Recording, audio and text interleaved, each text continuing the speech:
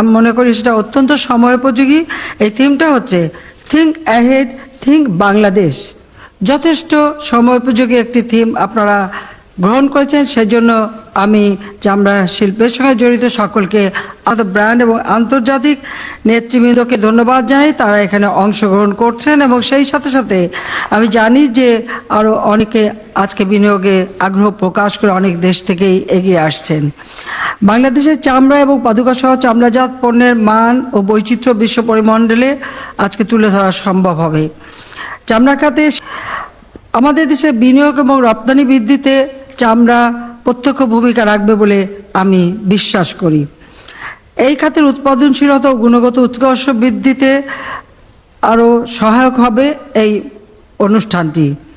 বাংলাদেশে চামড়াজাত পণ্যের উৎপাদনের জন্য প্রয়োজনীয় কাঁচামাল প্রাপ্তির নিশ্চয়তা বৈশ্বিক ক্রেতা ও বিনিয়োগকারীদের রুলস অফ অরিজিন সম্পর্কে আরও আকৃষ্ট করবে।